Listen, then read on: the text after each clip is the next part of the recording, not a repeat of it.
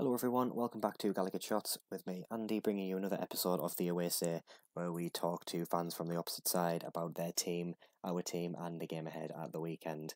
Obviously this time around, not actually the weekend, Sky Sports have very kindly moved us to a Monday night, just to make it nice and easy for our fans to get there and back as they do. Really kind of them. We're on the back of an international break, obviously.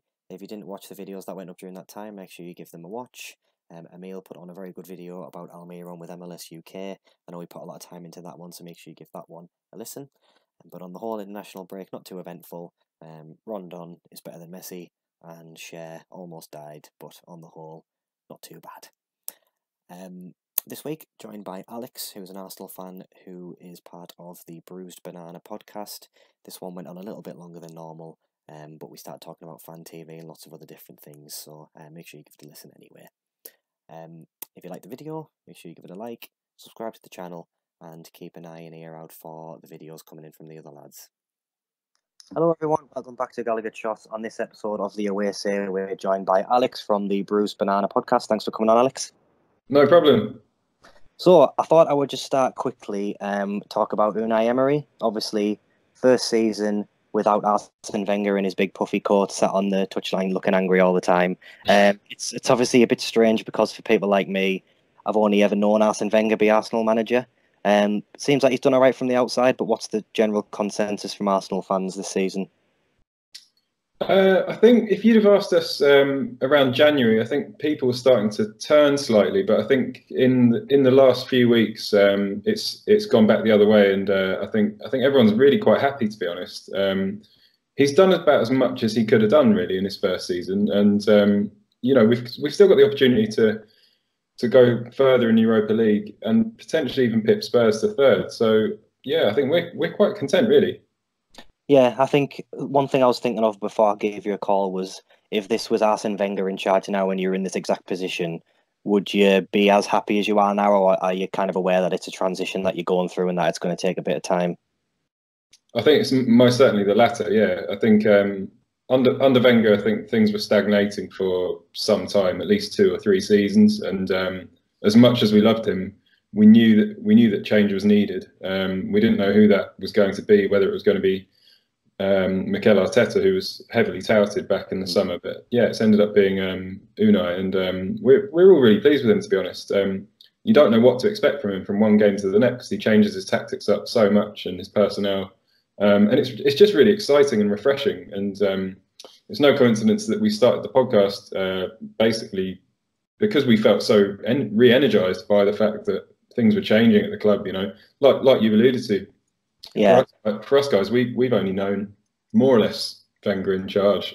I started going to Highbury when Graham was there, George Graham that is, and I had my first season ticket when Bruce Rioch came in for his one season. So it wasn't long before Wenger came in '96. So that's kind of all we've ever known as well. Yeah, and obviously the whole Wenger in, Wenger out discussion seemed to be one of the most divisive talking points in football for God knows how many years. It feels like it went on for an eternity. Where did you kind of sit in that discussion, and I know a lot of people, obviously, I think you've alluded to it there was half of the people saying he's a club legend, we should never get rid of him. The other half saying, yeah, as much as he is a club legend, we're not going anywhere and it's time for his era to end. And then you obviously had the few people that just despised him no matter what he did. When did it really change for you, when you sort of decided you wanted rid? It's hard to pinpoint an exact moment in time, but as I say, it's kind of been building for a few years. I think the ideal time for him to have gone would have been after we beat Chelsea in the 2017 FA Cup. That would have been a lovely time for him to sort of step away. But obviously he continued on for one more season, and it ended up being a bad one. Yeah. Pretty much his worst one that he'd had. Yeah. And saying that we finished 6th, it wasn't exactly a disaster, but in terms of the way the club is these days, it's so important for us to finish in the top 4. So there were a lot of overreactions to that. Yeah, it was for us guys on the pod. It was a bit of a case of, yes, he is a club legend and probably the best manager we've ever had, but we know his time is up, and we're never going to really challenge for the league again under his stewardship, kind of thing. So it wasn't so much a clear-cut thing as, oh, we're massively Wenger out. It was more just sort of like resigned to the fact that, you know, we need to change things up at some point. Yeah, I think a lot of Newcastle fans might watch this and scoff at kind of sixth place as being a bad season, but it's all relative, isn't it? And you obviously had so much success that you can understand why you would want change. On the back of that, I want to kind of talk a little bit about kind of the Wenger in, Wenger out discussion seemed to be sort of a catalyst for fan TV and kind of sensationalism and trying to sort of go viral via football and sort of shouting your opinion. Obviously, we kind of do the same sort of thing where it's more of a sit down and you talk about the football, you have a bit of crack with it, but it's, you know, you actually try and have a bit of a serious discussion with it. I've seen a lot of the kind of fan TV culture creeping into other clubs, but also Newcastle as well, where we're getting more and more accounts where they're more concerned about creating a character for themselves and going viral as opposed to actually adding something. And with Arsenal kind of being the main spearhead of that, would you say that the accounts like that add something to the discussion, or do you think they go a bit overboard with some things? I think there is a place for sort of fan TV within football, but it's just that we've seen a kind of a nastier side to it over the last few years. Obviously, as an Arsenal fan, we've seen some quite sort of horrible things, especially pointed towards obviously Wenger, as we've been talking about, and that's kind of detracted from you know, what these things can do, and they originally were started to be like a good platform for fans to sort of share their opinions and stuff like that. But as you've said, all they've done really is focus on building up characters and self-promoting these people that, you know, are just kind of really reactionary, and it was almost as if they were waiting for the next stumble or draw or defeat or whatever so that they could go, you know, fully on the offensive. And and it does appear, they do appear to be quite clickbaity in that way. Personally, I don't watch those videos anymore. They're just not for me. It's not. We kind of started the pod in a way to just to try and add another positive voice to sort of the Arsenal sort of fans out there. There's some really good Arsenal podcasts out there. Some really good debate across Twitter and everywhere else. But sometimes I think the sort of the wider perception of Arsenal fans in football is simply just those guys, basically. We kind of wanted to try and make a sort of an effort to show that, you know, we aren't just that, if that makes sense. Yeah, 100%. I mean, I don't want to be too critical of them, but I think every time people saw them, you knew exactly what it was going to be before you even watched the video. You knew it was just going to be people shouting, trying to get the voice across there. It wasn't going to kind of be a balanced view. I mean, no one listens to these things or watches these things for an in-depth discussion, and I know that our podcast, we try and find a bit of a balance between actual kind of insight but also having a bit of fun with it, because no one's going to just want to watch something too dry. But I think my view on it would be, on the whole, they don't do a lot of harm. You don't have to watch it. But I think with the Arsenal side of it, I think a lot of people thought it crossed the line a bit.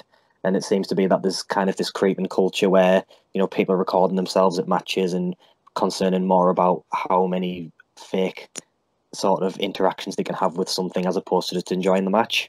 And I think there's been a bit of a talk, if you look at kind of that and you look at the whole VAR discussion and how spectating a football match is kind of a bit of a dying art. Yeah, I couldn't agree more. Yeah. We I don't know if you saw recently, we played Spurs away at Wembley. Yeah. We got a penalty in the 89th minute, and you know, you look the next step. Well, obviously Aubameyang missed the penalty, which would have made it 2-1, and we would have won the game against our fiercest local rivals, and we would have then done the double over them in the league this season. It would have been fantastic. Had I been there, I wasn't at the game. Had I been there, the last thing in my mind would be to get my mobile phone out and start filming myself. Do you know what I mean? I don't understand it. Mind boggles these things, but yeah, there's a whole bunch of people that sort of like doing that kind of thing now, and it is mystifying. Yeah, we'll have to see how it goes anyway. But back to the match, you obviously said that Emery likes to switch up his tactics a little bit. Well, often from what you've said there. How do you think he's likely to set up against this Newcastle team on Monday night? Yeah, interesting one really. It's a bit hard to second guess him at the moment. I have heard some news on the injury front that Granit Xhaka might be out. Well, that's a relief for us. He seems to always score blinders. Yeah, well, he scored that free kick at St James's, didn't he? Yeah, So he did. yeah, he got injured playing for Switzerland yesterday, I think it was. So he might be out, and he's kind of sort of become quite an integral part of our midfield in recent months. So that could be a miss. We haven't been playing Lucas Torreira too much of late from the beginning, so he could come in and do something. But it all depends on whether we play kind of a three at the back system with the two wing backs, which has been working very well for us with the likes of Kolasinac on the left hand side, sort of overlapping quite a lot. So you could expect to see a bit of that. Yeah, whether he plays the two strikers, Lacazette and Aubameyang up front together or not. So the nice thing for us recently is that he's just unbelievably brought Ozil back into the fold, which looks like he looked like he was a goner basically not that long ago. He did, yeah. He's now come back in, and he's not playing every single game, but he's definitely back in the manager's thinking, and he's been okay. He's been doing some decent stuff. So there's hope for him still. You never know, but it is looking like we might have to ship him out to get him off the wage bill in the summer. So, but yeah, I think it will be a tough match for us. Obviously, yeah. Go ahead. Sorry. Yeah, I was going to just say with that, Newcastle. I was going to just talk about Newcastle. We're obviously in really good form at the minute. I don't know if you saw this stat where at this point in the season last year we've got exactly the same wins, draws, losses, goals for, and goals against. It's crazy how we've managed to do that. But we seem to always get this amazing run of form in the second half of the season. I don't know if you've seen much of Newcastle this year, but what have you made of us? Well, up until recently, well, I say recently, but it's probably this calendar year. I did think that you were struggling quite a lot, and that you would be sort of fighting relegation a bit more than you have, a bit more than you've sort of come to be doing in the last few months. But it does seem like, well, first of all, I should say that when I was talking about Mikel Arteta being touted for new Arsenal manager in the summer, I remember having lots of discussions with Arsenal mates and people about who we would bring in, and my actual person that I wanted to bring in was actually Benitez, maybe as a temporary measure for 1 or 2 seasons or something like that. I would have been delighted with that as a replacement for Wenger just for a couple of years. So I really like Benitez, and I think he's doing a fantastic job there. I think a lot of your fans probably agree with that as well. Yeah, we all love him to bits. We can all see that he's a world-class manager, and he should be competing for Champions Leagues and league titles. And the fact he stuck with us for so long under such a terrible regime where they don't actually care about football at all. I mean, we all love him to bits, and his contract's up at the end of the year. I think most realistic fans don't expect him to stay, and I don't think they expect him to believe anything Mike Ashley says at the end of the season either. But he seems to have this run halfway through a season. It was exactly the same last year. We looked like we were going to be in a relegation fight. Then all of a sudden he galvanises the squad, brings in a couple of really shrewd signings, and then we just get loads of big wins. So last season we beat Arsenal at home, we beat Man United at home. Obviously this year we've beat Man City at home. I don't know how he does it, but he does something. And I do think we're not as good away from home as we are at home at the minute. But we will always create a couple of decent chances with Arsenal at home. If there's a way that you're likely to be beaten at the Emirates, because we're traditionally crap at the Emirates, where do you think Newcastle can do some damage to Arsenal? Well, I think if Mustafi plays, then you should definitely be targeting him. Just aim for him. I think you've had a huge fillip with the signing of Almiron. I think he's, combined with that win over City, which was back in January, February. That's really boosted the club, I think, and yeah, I think it's made sort of other players like I think Rondon appears to be playing better now that he's got Almiron with him and stuff like that. So if those two are on form, then they could cause us some trouble. But yeah, I think Mustafi is by far, I would say, our weakest centre half. So yeah, I mean, it's I'm not sure if you're going to be playing a sort of a direct style or whether you'll be looking to sort of get in behind. But he's definitely someone that you should be targeting, probably. Yeah, we tend to play a kind of with three up front, with kind of two wide. It's not three strikers, but it's not two wingers either. It's kind of two wide number 10s with Almiron and Perez, and that having Almiron there means we've got that bit of quality where we can actually keep the ball and play it on the ground. Whereas before we were having to basically just defend for our lives and ping it up to Rondon and hope he did something. I do think we'll probably be quite similar in this game, because we're not going to have a lot of the ball. If we manage to get some service into Rondon, he will definitely win the majority of the headers and get the ball down and get some shots away. But it's whether we can get the ball high up enough to actually be able to deliver it. So it's probably going to be a battle in the midfield, and I don't see us winning that battle against Arsenal, to be honest, because you've got so much quality in there. Well, it depends.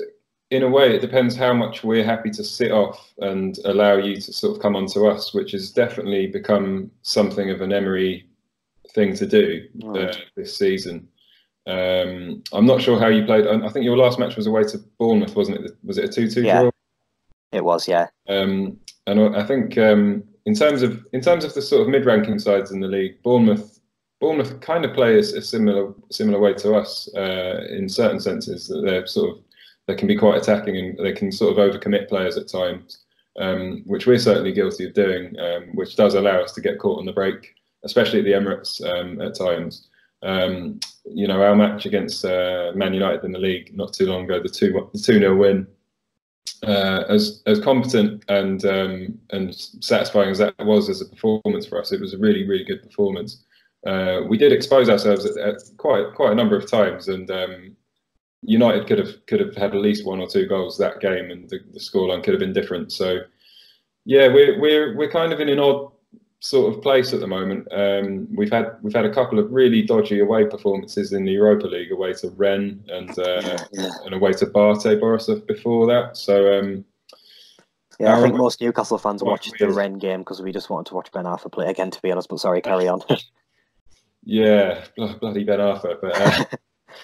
Yeah, no, I think in terms of our home form, it's been fantastic, to be honest. I think people kind of overlook that fact with Arsenal, and I think our own fans come to expect it a bit too much as well. Under Wenger as well, we just had remarkable home seasons where we would drop points in only one or two games, and this season we've drawn with Liverpool at home, lost to City at home.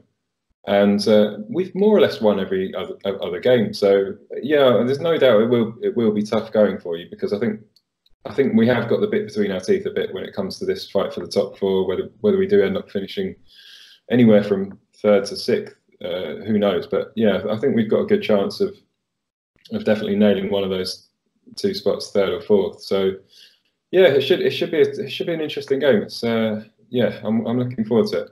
Yeah, I'd agree with that. I think away from home, we do break quite well, and especially now with Almiron, and we've got sort of Yedlin on the right-hand side as well, so we have got genuine pace, so that's maybe the only way I can see us getting into it. I mean, because I'm going to come on to a prediction for you next. My prediction, purely based on the fact that we've got this amazing stat where we're in exactly the same position we were last season. The game after that was a 2-1 away win, so for that reason alone, I'm just going to say we're going to win 2-1. All logic aside, I'm just going to go for it, because we're just going to continue the trend of what we've done last season. No, in all honesty, I think if I'm looking at it properly, I just think you're going to have too much for us. We don't ever get trounced, so maybe a 2-0 defeat. For me, that's what I would kind of say. So I don't know what your thoughts are on a prediction. I would certainly agree that I don't see us giving you a hiding, because I think you're in a place where you're a bit too good for that at the moment, and it just seems unlikely that we would do that. Plus the fact that we haven't really done that to too many sides this season, bar Fulham away.